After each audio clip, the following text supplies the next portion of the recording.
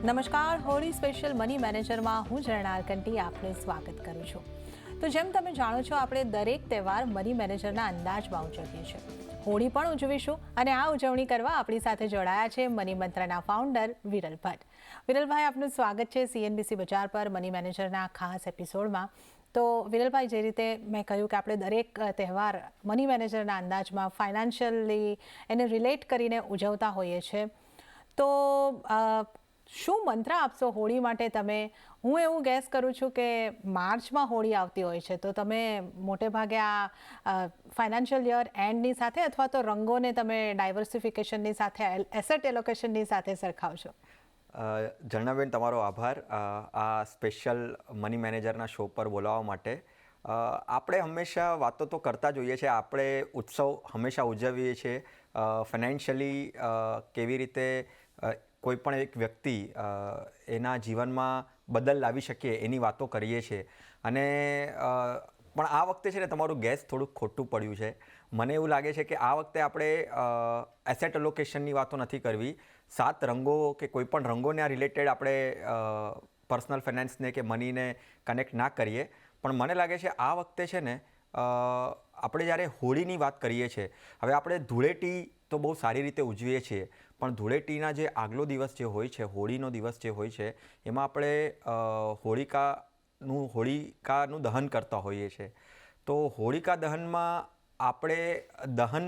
આપણે ઘણી બધી એમાં આપણે સામગ્રીઓ નાખતા હોઈએ છીએ, બરાબર છે, એ જે દહન કરતી વખતે. તો કેમ નહીં આજે આ વખતે આપણે જે આપણા જીવનમાં ફાઇનાન્શિયલી એવી વાતો જે છે, એ વાતો જે ખરાબ વાતો છે, બરાબર છે, કારણ કે આપણે હોળી જે ઉજવીએ છીએ એ સાચાની જીત ખોટા ઉપર, બરાબર ને, આપણે એ વાત કરીએ છીએ હંમેશા. તો જે ખોટી વાતો જે છે એને આપણે આપણા જીવનમાંથી કેવી રીતે કાઢી શકીએ, અને કાઢી શકીએ કરવા કરતાં પણ એનું દહન જ કરી દઈએ, એ વાતોને જ આપણે આપણા ફાઇનાન્શિયલ જીવનમાંથી કાઢી નાખીએ, એવું કંઈક કરીએ. તો મને લાગે છે આજે આપણે છે ને એવી 5 વાતો લઈએ, દર્શકોને સમજાવીએ કે આ હોળીના ઉત્સવ વખતે એવી કઈ વાતો જે છે જે ખરાબ છે, અને એનું તમારા ફાઇનાન્શિયલ જીવનમાંથી એનું દહન કરવું જોઈએ. જી, ઇન્ટરેસ્ટિંગ. તો તમે કંઈક અલગ જ આજે માહિતી આપવાના છો, અને હવે મારું મગજ ચાલુ થઈ ગયું છે કે હવે આ શું હોઈ શકે.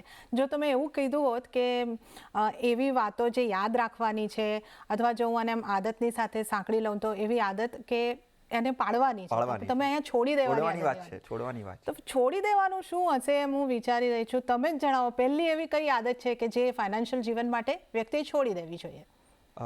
આપણે જેવી રીતે વાત કરી ઝરણાબેન, કે આપણે સાચાની જીત ખરાબ વાતો ઉપર, બરાબર ને.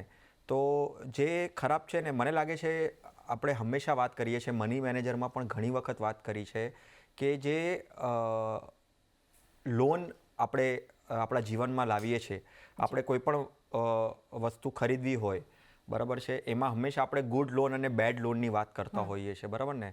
અને હવેના જીવનમાં એવું થઈ ગયું છે ઝરણાબેન, કે વધારે ને વધારે બેડ લોન્સ, કે જે ખરાબ લોન જે છે એ મારા લાયબિલિટીઝ, મારા લોનમાં ઇન્ક્લુડ થઈ જાય છે. તો આ જે બેડ લોન્સ જે છે ને, એ બેડ લોન્સને કાઢી નાખવાની શરૂઆત કરવી જોઈએ લોકોએ. અને જેવી રીતે પર્સનલ લોન્સ છે, કે પછી મને કમ્ફર્ટ મળી રહ્યો છે લોન લઈને, અને એના કારણે હું વધારે ને વધારે લોન મારા જીવનમાં એડ કરતો જાઉં છું, જેની મને કદાચ જરૂર પણ નથી. તો એની આહુતિ છે ને, આ વખતે આપણે એવું નક્કી કરવું જોઈએ કે એ જે હોળીનો પર્વ આવ્યો છે, ઉત્સવ આવ્યો છે, ત્યારે મારા જીવનમાંથી આ બેડ લોન્સ જે છે એ નીકળવી જોઈએ. કાં તો મારે એવું પણ કરવું જોઈએ કે જે મારી ઘણી બધી લોન્સ થઈ ગઈ છે એને કોન્સોલિડેટ કરીને, એક જ લોન રાખીને એને હું કેવી રીતે જલ્દી ને જલ્દી પતાવવું મારા જીવનમાંથી, એને કાઢી નાખવું મારા જીવનમાંથી. તો એ થોડુંક પ્લાનિંગ કરવું જોઈએ. અને આ જે બેડ હેબિટ્સ જે છે, કે ભાઈ બેડ લોન્સ છે કે બેડ ડેટ છે, એને આ વખતે એ હોળિકાના જે દહનમાં છે એમાં નાખીને એને કાઢવાની જરૂર છે. તો બહુ જ મહત્વનો મુદ્દો જે છે આ બેડ ડેટ બેડ લોન એનું તમારે ખાસ ધ્યાન રાખવાનું રહેશે, કેમ કે આ એક ચક્રવ્યૂહ કહી શકીએ એવું સ્થિતિ છે. આમાં જો તમે એક વખત ફસાઈ જાઓ તો નીકળવાનું ઘણું બધું મુશ્કેલ થતું હોય છે. અમે ઘણીવાર તમને સમજાવતા હોઈએ છીએ કે સિબિલ સ્કોર એક વખત જો ખરાબ થયો તો એને સુધારવો એ પણ બહુ મુશ્કેલ હોય છે. આની અંદર ક્રેડિટ કાર્ડની પણ વાત આવે છે વિરલભાઈ? Definitely credit card, personal loans, credit cards, ઘણા બધા ક્રેડિટ કાર્ડ રાખવા. હવે આ જે લોન્સનું સ્થાન જ કેમ આવ્યું મારા જીવનમાં કે ભાઈ મને કમ્ફર્ટ આપી રહ્યું છે. હવે જ્યારે કોઈ પણ વસ્તુ કમ્ફર્ટ આપતી હોય ને તો એમાં આપણે બહુ અંદર જતા રહીએ અને એનો આપણે વધારે ને વધારે લાભ ઉઠાવતા રહીએ. પણ આ લાભ ડેફિનેટલી લાભ છે, પણ એ લાભના પણ ગેરફાયદા ઘણા બધા છે. અને એમાં જેવી તમે પર્સનલ લોન કીધું, તમે કીધું ક્રેડિટ કાર્ડ, 1-2 ક્રેડિટ કાર્ડ રાખવા એ બરાબર છે, વ્યવસ્થિત છે, બરાબર છે, કારણ કે એ આપણો ક્રેડિટ સ્કોર સારો કરવા માટે પણ આપણો એક ટૂલ તરીકે તમે એને વાપરી શકો છો. સ્પેન્ડિંગ વખતે તો ડેફિનેટલી આપણે કરો જ છો એનું યુઝ, પણ 1-2 ક્રેડિટ કાર્ડ રાખવા ત્યાં સુધી બરાબર છે, પણ 3-4 ક્રેડિટ કાર્ડ રાખવા, એનું જે પેમેન્ટ છે એ ટાઈમલી ના કરવું, બરાબર છે, એની જે ડ્યુ ડેટ છે એના પછી પેમેન્ટ કરવું, મિનિમમ ડ્યુ પેમેન્ટ કરવું, એ બધી વસ્તુનું છે ને આપણે આપણા જીવનમાંથી કાઢી નાખવાનું છે. Timely payment, before date payment, બરાબર છે, પૂરું પેમેન્ટ, બરાબર છે, આઉટસ્ટેન્ડિંગ અમાઉન્ટ જેટલી છે પૂરું પેમેન્ટ કરવું, આ બધું છે ને એ બહુ એવા સ્ટેપ્સ લેવા એ સારા સ્ટેપ્સ છે. પણ વધારે લોન લેવી, વધારે ક્રેડિટ કાર્ડ વાપરવા, હંમેશા ક્રેડિટ કાર્ડથી જ પેમેન્ટ કરવું, એ બધો આગ્રહ ન રાખતા એ વાતને કાઢીને કેવી રીતે લોન અને ડેટ ફ્રી થવું એ વિચારવું જોઈએ. ઓકે, તો આ એક મહત્વની આદત છે જેને તમારે છોડવાની છે, અથવા જેને કહે કે તમે એનું દહન જ આ હોળીની અંદર કરી નાખો. ક્રેડિટ કાર્ડનો ઉપયોગ, આમ એને ક્રેડિટ કાર્ડનો જ ઉપયોગ કરવો એવી આદત ન પડી જાય એનું ખાસ ધ્યાન રાખવાનું છે. અને જે આપણે વાત કરી કે લોન પણ વિચારીને લો, લોન અને ઉધારીનો જે આ બેડ ડેટનો ચક્રવ્યૂહ છે એનાથી દૂર રહો. તો એવી કોઈ આદત ન રાખો, એ આપણે અહીંયા આગળથી કહેવાની આપણી ભાવાર્થ અહીંયા આગળથી બની રહ્યો છે. વિરલભાઈ, હવે મને થોડો આઈડિયા આવ્યો છે કે કઈ રીતની આદતોને તમે અહીંયા આગળથી દૂર કરવાની ખાસ કરીને વાત કરી રહ્યા છો, કે આ તમે અહીંયા આગળથી ડેટને દૂર કરવાની ખાસ કરીને વાત કરી. તો હવે એક મને લાગે છે કે જે આદત દૂર કરવી જોઈએ એ આમ પાછી અમારા બહેનોમાં વધારે હોય છે, ખર્ચો કરવાની, કે કાંઈક વસ્તુ ગમી જાય એટલે આપણે ગમી ગયું છે તો આપણે ખરીદી લઈએ, ને આમ ઘણી વખત આમ જે આપણે પ્લાન ન કર્યો હોય કે આ વસ્તુ આપણે લેવાનું છે અને ખર્ચા થતા હોય છે. તો આ આદત પણ દૂર કરવા જેવી ખરી? ડેફિનેટલી બેન, તમે કીધું કે બહેનોમાં હોય છે, એવું નથી હોતું. ભાઈઓમાં અને બહેનોમાં બધામાં હોય છે. ખર્ચો કરે ત્યાં સુધી બરાબર છે, પણ વધારે ખર્ચો કરવો, જે વિચાર્યો ન હોય એવો ખર્ચો કરવો. કારણ કે જેવી રીતે આપણે વાત કરી ડેટ વખતે પણ, કે આપણે ડેટ આપણને શું કામ મળી જાય છે? કારણ કે એક કમ્ફર્ટ આપણને આપે છે. આપણી ઇન્કમ એવી હોય તો આપણને ઘણા બધા કંપનીઓવાળા આવીને આપણને ક્રેડિટ કાર્ડ વેચીને જાય છે, બરાબર છે. એવી જ રીતે ખર્ચાની વાત કરીએ કે જ્યારે આવો કોઈ પર્વ આવે, કોઈ ફેસ્ટિવલ આવે, ત્યારે ઘણા બધા ઓનલાઈન વેબસાઇટ્સ છે, એ લોકો કાંઈ ને કાંઈ ઓફર્સ લાવતા હોય છે. હવે હજી કાલ સુધી મેં નહોતું કદાચ વિચાર્યું કે મને આ વસ્તુની જરૂર છે કે મારે લેવી છે, પણ કોઈ એવો ફેસ્ટિવલ આવ્યો અને કોઈ એવી ઓફર, લુભાવણી ઓફર આવી મારા જીવનમાં, તો હું તરત જ એમાં પડી જાઉં છું અને એને લઈ લઉં છું. હવે એની જરૂર છે મને કે નહીં એ મારે વિચારવું જોઈએ. કારણ કે હંમેશા અમે કહેતા હોઈએ છીએ કે સ્પેન્ડિંગ ઇઝ ગુડ, પણ over spending is not good. વધારે ખર્ચો કરવો ને એ જીવનમાં બહુ જ ખરાબ છે, કારણ કે એ પછી ખર્ચો આપણને એ આદતમાં બદલાઈ જાય છે.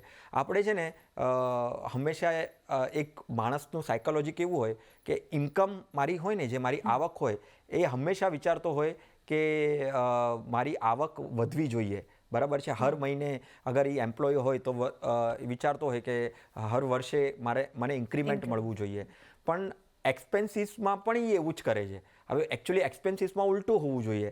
મારી જે ખર્ચો છે એ ઓછો થવો જોઈએ. હું એને કેવી રીતે સ્ટ્રક્ચરલી પ્લાન કરું, કે હું ક્યાંક લખીને રાખું, એ બધી વાતો કરવાથી મારું ઓવર સ્પેન્ડિંગ નહીં થાય, બરાબર છે. સ્પેન્ડિંગ તો ડેફિનેટલી થવાનું જ છે, પણ ખર્ચો વધવો ન જોઈએ, બરાબર ને. વર્ષે ખર્ચો કેવી રીતે હું ઓછો કરું ને એ વિચારવું જોઈએ. તો મને લાગે છે કે આ એક હોળીનો પર્વ જે છે, જ્યારે આપણે હોળિકા દહન કરતા હોઈએ છીએ, આપણને એની પાછળનો ખ્યાલ છે કે હિરણ્યકશ્યપ જે આપણે એટલે મીન જે રાજા હતા અને એના જે ભત્રીજા છે એને મારવાની એક વ્યૂહરચના રચાયેલી હતી અને એમાં એમના જે બેન હતા એ એમને ફાયર જે છે એ કરવાનું કહે છે અને એમને પણ એમાં એક ઉલટું જ થઈ જાય છે અને ભગવાન કૃષ્ણએ એમને બચાવી લે છે પ્રહલાદને. તો જ્યારે પ્રહલાદ બચી જાય છે અને હોળિકાનું જ દહન થઈ જાય છે તો એવી જાણતા અજાણતામાં તમે ખર્ચા કરી લો છો, બરાબર છે, પણ તમને જ્યારે એનું રિયલાઇઝેશન થાય છે અને આપણે એ જ રિયલાઇઝેશન આજે કરાવી રહ્યા છે આપણા દર્શકોને કે તમારું સ્પેન્ડિંગ થાય છે ત્યાં સુધી બરાબર છે, પણ જ્યાં સુધી ઓવર સ્પેન્ડિંગ થાય છે એને ટાળો. અને આ હોળિકા દહનના વખતે જ્યારે તમે હોળીને જ્યારે દહન કરી રહ્યા છો ત્યારે આ વાતને પણ તમારા જીવનમાં લાવો અને ઓવર સ્પેન્ડિંગને તમારા જીવનમાંથી કાઢી નાખો. ઓકે, તો ઓવર સ્પેન્ડિંગને આ પણ એક એવી આદત છે કે જો હોય તો એને દૂર કરવી ખાસી જરૂરી છે. ઘણી વખત આપણે અત્યારે જોઈએ છે કે ઓનલાઈન શોપિંગ પણ આમ આદતને કારણે થઈ જતું હોય છે. આપણે બોર થતા હોઈએ ને કોઈ એપ ખોલીને જોઈ લઈએ અને એમાં શોપિંગ થઈ જાય છે. તો આવી આદતો ખતરનાક સાબિત થઈ શકે છે. એનાથી બચવાની ખાસ જરૂર છે અને આવી આદત હોય તો ચોક્કસથી આ હોળીમાં એનું દહન કરી દેવું જરૂરી છે. તો તમારા ફાઇનાન્શિયલ જીવનની અંદર તમને ઘણો ફાયદો થઈ શકે છે. વિરલભાઈ, હવે આગળ આપણે વધીએ તો હવે આગળ નેક્સ્ટ એવી કઈ આદત હશે કે જેને દૂર કરવી જોઈએ? જનરલી કેવું થતું હોય છે બેન, લોકો હવે આપણા દેશમાં છે ને સેવિંગ્સ વિશે વિચારવા માંડ્યા છે અને સેવિંગનું મહત્ત્વ જાણે છે. આપણે બીજા દેશોથી વિચારશું ને તો આપણો દેશ એમાં તો બહુ જ સારી રીતે સમૃદ્ધ છે એ પાર્ટમાં, એટલે જે સેવિંગનો પાર્ટ છે એની વાત કરું છું કે સેવિંગમાં બહુ જ સમૃદ્ધ છે, સમજાય છે અને લોકો કરતા રહ્યા છે. પણ આઈડિયલ સેવિંગ કરીને રાખવું, જેની જરૂર નથી મને એનાથી વધારે આઈડિયલ સેવિંગ કરવું અને એ સેવિંગને મારે ઇન્વેસ્ટમેન્ટમાં પણ કન્વર્ટ કરવું જોઈએ. આપણે મની મેનેજરમાં હંમેશા આપણો ઉદ્દેશ્ય એવો જ રહ્યો છે કે સેવિંગ તો સમજે છે લોકો પણ ઇન્વેસ્ટમેન્ટને નથી સમજતા. તો ઇન્વેસ્ટમેન્ટ તરફ જવું અને જે આ આઈડિયલ સેવિંગનો જે ભાગ જે છે ને એનું આ વખતે દહન કરવું. એટલે હવે એનું દહન કરવું એટલે શું કે સેવિંગ તો ડેફિનેટલી સેવિંગ તો છે જ, બરાબર છે, પણ એ સેવિંગને ઇન્વેસ્ટમેન્ટમાં કન્વર્ટ કરવું. સેવિંગનું દહન કરી નાખવું એટલે સેવિંગને ઇન્વેસ્ટમેન્ટમાં કન્વર્ટ કરીને આઈડિયલ મની જે છે એને ચલાવવાનું. આપણે હંમેશા કહેતા હોઈએ છીએ કે પૈસા જે છે ને એ આપણી માટે ચાલવા જોઈએ, બરાબર છે. તો પૈસા કેવી રીતે ચાલે? તો પૈસાને તમે જ્યારે એને નિવેશ કરો, એને ઇન્વેસ્ટ કરો તો એવા ઇન્સ્ટ્રુમેન્ટમાં ઇન્વેસ્ટ કરો. માની લો ફિક્સ ડિપોઝિટ્સમાં ઇન્વેસ્ટ કરવું છે તો ફિક્સ ડિપોઝિટ્સમાં કરો, મ્યુચ્યુઅલ ફંડમાં કરવું છે તો મ્યુચ્યુઅલ ફંડમાં કરો, કોઈ સ્ટોક્સ પરચેસ કરવા છે તો સ્ટોક્સ પરચેસ કરો. આઈડિયા ખાલી અહીંયા એ જ છે કહેવાની કે ભાઈ આઈડિયલ સેવિંગ જે છે ને કે ખોટી સેવિંગ, કારણ કે ઘણી વખત શું થાય છે કે હું ઇન્વેસ્ટમેન્ટ્સ કરતો નથી, મારી વેલ્થ ક્રિએટ થતી નથી, મારા પૈસા જ્યાં છે ત્યાં એવી રીતે જ પડ્યા રહે છે, ઇન્ફ્લેશનનું ધ્યાન નથી, બરાબર છે. ઇન્ફ્લેશન પણ એક એવિલ જ છે કે જે એને આપણે મારવો જોઈએ, બરાબર છે. તો એને આપણે કેવી રીતે મારી શકીએ? તો સેવિંગ્સને ઇન્વેસ્ટમેન્ટમાં કન્વર્ટ કરીને રિટર્ન્સ દ્વારા આપણે આપણા જીવનમાં એક સારું વેલ્થ ક્રિએટ કરીને રાખીએ તો આ જે આઈડિયલ સેવિંગ્સ જે છે ને એ એક બહુ જ મોટો એવિલ છે આપણા ફાઇનાન્શિયલ જીવનમાં. એને પણ વિચારવું જોઈએ કે એને આ હોળીના દરમિયાન આપણે એને કેવી રીતે કાઢી શકીએ, એને બાળીને આપણે આપણા સેવિંગ્સને ઇન્વેસ્ટમેન્ટમાં કન્વર્ટ કરીને. ઓકે, તો આપણે અહીં આગળથી જે વાત કરી છે કે હોળી પર તમારે કઈ કઈ આદતો દૂર કરવાની છે, તો પહેલાં આપણે કીધું કે તમારે લોન, ખોટી ઉધારી જે છે એવી ઉધારી પર ખર્ચા કરવાની આદતને તમારે, એટલે ઉધાર ન લેવાની આદત જે રાખવાની છે અને ઉધારી કરવાની આદત હોય તો એને છોડવાની છે. ત્યારબાદ આપણે જે વાત કરી કે ઓવર સ્પેન્ડિંગની આદત હોય તો એને દૂર કરવાની છે અને આ બે આદતો જો તમે પાળશો તો પછી ઓટોમેટિક તમારી બચત વધવાની છે અને આ જે બચત છે એને તમારે ખાલી રાખી નથી મૂકવાની ઘરમાં કે ખાલી સેવિંગ એકાઉન્ટની અંદર રાખી નથી મૂકવાની, એને ઇન્વેસ્ટ કરવાની છે. હવે ઇન્વેસ્ટ કરવાની વાત આવે ને વિરલભાઈ, તો આમાં પાછું અમુક લોકો એમ કહેતા હોય છે કે હું મારા બેંક ખાતામાં એટલા માટે રાખું છું કેમ કે મને શેર માર્કેટ હોય કે ઇક્વિટી હોય એટલું સેફ નથી લાગતું. ઘણા લોકોને શરૂઆત કરવી હોય તો ડરતા હોય છે. તો આમને માટે તમે થોડું માર્ગદર્શન આપી શકો? ઝરણાબેન, એનો સૌથી સાચો અને સરળ ઉપાય એક જ છે કે તમે તમારા ફાઇનાન્શિયલ ગોલ્સને પહેલાં નક્કી કરો. કારણ કે છે ને જ્યાં સુધી ફાઇનાન્શિયલ ગોલ્સ, હવે આપણે સેવિંગ્સની વાત કરી, સેવિંગ્સથી ઇન્વેસ્ટમેન્ટમાં પણ કેમ નથી જતા લોકો કે ઘણી વખત ક્લેરિટી જ નથી હોતી કે મારે જીવનમાં શું કરવું છે, રાઈટ. તો ડેફિનેટલી પહેલાં એ ક્લેરિટી લાવો હવે એ ક્લેરિટી કેવી રીતે લાવી શકો કે તમારા ગોલ્સ ડિફાઇન કરો, અને એ પણ ફાઇનાન્શિયલ ગોલ્સ ડિફાઇન કરો. ફાઇનાન્શિયલ ગોલ્સ ડિફાઇન કરો એટલે શું કે શું તમે તમારા છોકરાના એજ્યુકેશન માટે તમને કેટલા પૈસાની જરૂર પડવાની છે એ તમને ખ્યાલ છે, તમને તમારા રિટાયરમેન્ટ વખતે કેટલી પૈસાની જરૂર પડવાની છે એ તમને ખ્યાલ છે કે નહીં, એનું વર્કિંગ કરો. તમારે ઘર લેવું છે તો એ ઘર માટે કેવી રીતે પૈસા તમે બચાવી શકશો, બચાવીને એને એવી રીતે નિવેશ કરો, એવી રીતે ઇન્વેસ્ટ કરો કે તમને કંઈક એક સારું કોર્પસ મળે અને એનાથી તમે તમારા ઘર લેવાની આગળ જે પ્રક્રિયા છે એ તમે કરી શકો. તો ફાઇનાન્શિયલ જે ગોલ્સ છે ને એ ઇમ્પોર્ટન્ટ જ છે બહુ જ લાઈફમાં. લોકો એક ઇનિશિયેટિવ લેતા નથી, લોકોને ખ્યાલ નથી આવતો કે ઇન્વેસ્ટમેન્ટ્સનું ઇમ્પોર્ટન્સ શું છે. ખબર છે કે ભાઈ મારે સ્ટોક માર્કેટમાં ઇન્વેસ્ટમેન્ટ કરવું જોઈએ, કે મ્યુચ્યુઅલ ફંડમાં ઇન્વેસ્ટમેન્ટ કરવું જોઈએ, કે ફિક્સ ડિપોઝિટ્સમાં ઇન્વેસ્ટ કરવું જોઈએ, પણ શાના માટે, કયા કારણસર મારે શેના માટે કરવું જોઈએ, એ બધી વાતનું ક્લેરિટી તમને છે ને તમારા ફાઇનાન્શિયલ ગોલ્સ આપી શકશે. એનું વર્કિંગ કરો, કારણ કે એવું કહેવાય છે કે જ્યાં સુધી ફાઇનાન્શિયલ ગોલ્સ નહીં હોય ને ત્યાં સુધી તમારા લાઈફમાં વેલ્થ ક્રિએશન નહીં આવે, પૈસાથી ગેઇન તમને નહીં મળે. તો જે અગર ગેઇન લાવો છે તમારા જીવનમાં તો ડેફિનેટલી તમે ફાઇનાન્શિયલ ગોલ્સને ડિફાઇન કરો. અને જે ફાઇનાન્શિયલ ગોલ્સ ડિફાઇન નથી કરતા, બરાબર છે, જે એ વૃત્તિ ધરાવે છે ને એ વૃત્તિને આ હોળિકા વખતે એને એક દહન કરો. અને ફાઇનાન્શિયલ ગોલ્સ હું મારા જીવનમાં કેવી રીતે સ્પેસિફિક કરી શકું, મેઝરેબલ કરી શકું, એ હિસાબથી એની પ્રક્રિયા ચાલુ કરો. ઓકે, તો અહીંયા આગળથી તમારે જે વધુ એક આદત દૂર કરવાની છે, એટલે એ એવી આદત છે કે જો તમે ગોલ નહીં સેટ કરતા હોય તો એ આદતને તમારે દૂર કરવાની છે, અને ગોલ સેટ કરવાની આદત જે છે એ તમારે અહીંયા આગળ પાડવાની છે. એટલે તમે નાણાકીય આયોજન બહુ જ સરળ બની જશે જો તમે તમારા નાણાકીય જીવનના ધ્યેયને એક વખત નિશ્ચિત કરી લેશો તો તમે એને માટે આપોઆપ રોકાણ કરવાની શરૂઆત કરશો, અને તમારી જે આખી જર્ની છે ફાઇનાન્શિયલ લાઈફની એ ઘણી સરળ થઈ શકે છે. હવે આગળ મને આઈડિયા નથી આવતો કે હવે આગળ આવો કયો બીજી એવી કઈ આદત હોઈ શકે જેને તમે દૂર કરવાની સલાહ આપશો, તો તમે જ કહો એવી કઈ હવે આદત હશે. આમ તો જોવા જઈએ ને બેન કે આ જે આદત છે ને એ બહુ નાની આદત છે, સાંભળવામાં બહુ નાની આદત છે, પણ તમારા જીવનમાં બહુ જ મોટી રીતે કામ કરે છે. હવે આપણે સેવિંગ્સની વાત કરી, રાઈટ, કે લોકો સેવિંગ્સ તો ડેફિનેટલી કરતા હોય છે, એનું ધ્યાન હોય છે, પણ ઘણી વખત છે ને એવું પણ જોવામાં આવ્યું છે કે લોકોનું સેવિંગ્સ છે ને હલી જાય છે. જે વિચારતા હોય છે ને એ પ્રમાણે સેવિંગ્સ નથી કરી શકતા. એનું કારણ શું હોઈ શકે, જે આપણે વાત કરી કે ભાઈ ઓવર સ્પેન્ડિંગ છે. હવે ઓવર સ્પેન્ડિંગ ન કરવું જોઈએ, એનું તો આપણે આહુતિ આપણે આપવાની જ છે આ વખતે, હોળીના વખતે. પણ સાથે સાથે છે ને એ ઓવર સ્પેન્ડિંગ શું કામ થઈ રહ્યું છે, એના કયા પાછળ કારણો છે ને એનું પણ વિચારવું જોઈએ. એમાંથી એક મોટું કારણ છે ને સબસ્ક્રિપ્શન્સ. આપણા જીવનમાં છે ને ક્યાંક ને ક્યાંક આપણે હવે આજનું જીવન તો એવું થઈ ગયું છે કે લોકોને ઓટીટી પ્લેટફોર્મ્સ ઉપર ઘણી બધી એવી ઓટીટી સિરીઝ જે છે એ જોવાની ઈચ્છા હોય છે, આદત હોય છે, રાઈટ. હવે અને હંમેશા એક બહુ જ એક જૂનું અને જાણીતું એક સબસ્ક્રિપ્શન લોકો લેતા હોય છે, અને પછી કદાચ ક્યાંક ને ક્યાંક વ્યસ્ત થઈ જાય છે અને એને ઇમ્પ્લિમેન્ટ નથી કરી શકતા. એ જીમનું સબસ્ક્રિપ્શન્સ છે. એટલે મારું કહેવાનો વાત અહીંયા એવી છે કે આપણે એવા સબસ્ક્રિપ્શન્સ આપણે આપણા લાઈફમાં લઈ લઈએ છીએ ફાઇનાન્શિયલી, કે ભાઈ હું આ કરીશ. કારણ કે હંમેશા જ્યારે પર્વ કોઈ એવો આવતો હોય, ઉત્સાહ આવતો હોય, ત્યારે ઘણી વખત એક કમિટમેન્ટ લોકો લેતા હોય છે કે નહીં ભાઈ આ વખતે તો હું આની શરૂઆત કરીશ, બરાબર ને. શરૂઆત કરવી બહુ જ સારું છે, બરાબર છે, પણ હવે એ સબસ્ક્રિપ્શન્સ તમને એવું તો નથી થતું કે તમે એના ઉપર તમે જે વિચાર્યું હતું તો શું એના ઉપર તમે એવી રીતે એ ટ્રેક ઉપર ચાલી રહ્યા છો કે નથી ચાલી રહ્યા. તમે માની લો કોઈ પર્ટિક્યુલર ઓટીટી પ્લેટફોર્મ્સનું સબસ્ક્રિપ્શન લીધું હોય, કે પછી કોઈ જીમનું સબસ્ક્રિપ્શન લીધું હોય, કે કોઈ બુક વાંચવાનું સબસ્ક્રિપ્શન લીધું હોય, પણ એ શું તમે એના ઉપર સરખી રીતે સારી રીતે ચાલ્યા કે નહીં. અગર ન ચાલતા હોય તો એ સબસ્ક્રિપ્શન્સને બંધ કરાવી દો, અને એ સબસ્ક્રિપ્શન બંધ કરીને તમારા સેવિંગ્સને ઇન્ક્રીઝ કરો.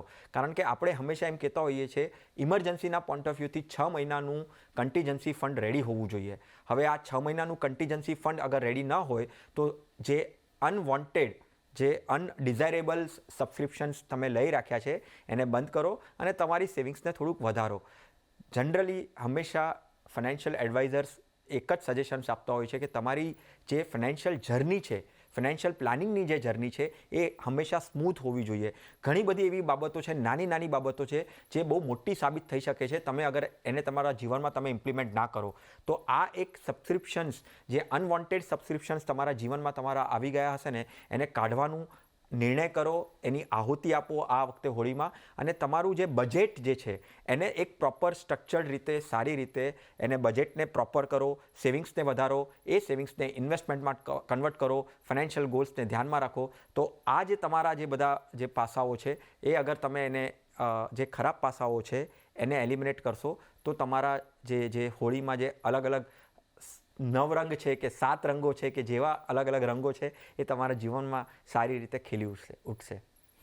ઓકે, તો હોળીના પર્વ ઉપર આ તમારે માટે ખાસ એવી આ ટેવ, આદતો જેને કહીએ કે જેને તમારે તમારા ફાઇનાન્શિયલ જીવનમાંથી દૂર કરવી જોઈએ એની આપણે વાત કરી. છેલ્લી ભૂલી જવાય એવી કે જેના પર ધ્યાન ન જાય એવી મુદ્દો આપણને વિરલભાઈએ ખાસ જણાવ્યો કે સબસ્ક્રિપ્શન ઘણા બધા આપણે લીધા હોય છે, કોઈક વાર આપણે ભૂલી પણ જોઈએ છે કે આ સબસ્ક્રિપ્શન આપણે લીધું હતું અને ઓટો રિન્યૂ પર હોય તો પછી પતી ગયો કેસ. એટલે આવું ન થાય એને માટે તમારે એક પણ કામ પણ કરી શકો છો કે ટ્રેક કરતા જાઓ, તમારા મંથલી ખર્ચા જે ટ્રેક કરો છો એમાં જો આ સબસ્ક્રિપ્શનનો પણ ઉલ્લેખ હશે તો આવી વસ્તુ ધ્યાનમાં આવશે અને આવો બિનજરૂરી ખર્ચ તમે ટાળી શકો છો. જો બિનજરૂરી હોય તો આવા સબસ્ક્રિપ્શનને તમે રોકી શકો છો. તો આ આખી આપણે અહીંયા આગળથી વાત કરી છે. તો વિરલભાઈ, આપણે ઘણા બધા મુદ્દાઓની વાત કરી કે જે ટેવ કે આદતો કે જે ફાઇનાન્શિયલ જીવનમાંથી દૂર કરવી જોઈએ, પણ આજે આપણે આ ચર્ચા કરી રહ્યા છે અને જીવનમાં, ફાઇનાન્શિયલ જીવનમાં વિવિધ રંગોની વાત તો આપણે કરવી જ રહી. હોળી છે તો આ આહુતિ આપણે આપી દીધી, હવે બીજા દિવસે આપણે રંગ તો રમવાના જ છે. તો તમે આ વિવિધ રંગોને માટે પણ અમને એક ખાસ માહિતી આપો. એસેટ એલોકેશન દ્વારા આપણે જીવનના વિવિધ રંગોને કઈ રીતે માણી શકીએ? ઝરણાબેન, હંમેશા જ્યારે હું ધૂળેટી એટલે હોળીના વખતે જ્યારે પણ હું રમતો હોઉં છું ને ત્યારે મને એમ થાય કે જીવનમાં આપણા કોઈ એક પર્ટિક્યુલર સ્પેસિફિક કલર હોય આપણા જીવનમાં કે ફેવરેટ હોય, બરાબર ને? મારી માટે તો લાલ કલર ફેવરેટ, મારા માટે તો ઓરેન્જ કલર ફેવરેટ કે પછી પીળો કલર ફેવરેટ, બરાબર? પણ હોળીના વખતે છે ને એ જ્યારે આપણે રમતા હોઈએ છીએ ને ત્યારે એ વિચાર નથી હોતો કે મારો આ રંગ ફેવરેટ છે ને તો હું આનાથી જ રમીશ. આપણે બધા રંગોનું મિશ્રણ કરીને પણ રમતા હોઈએ છીએ, રાઈટ? બધા કલરને મિક્સ કરીને પણ આપણે હોળીમાં રમતા હોઈએ છીએ.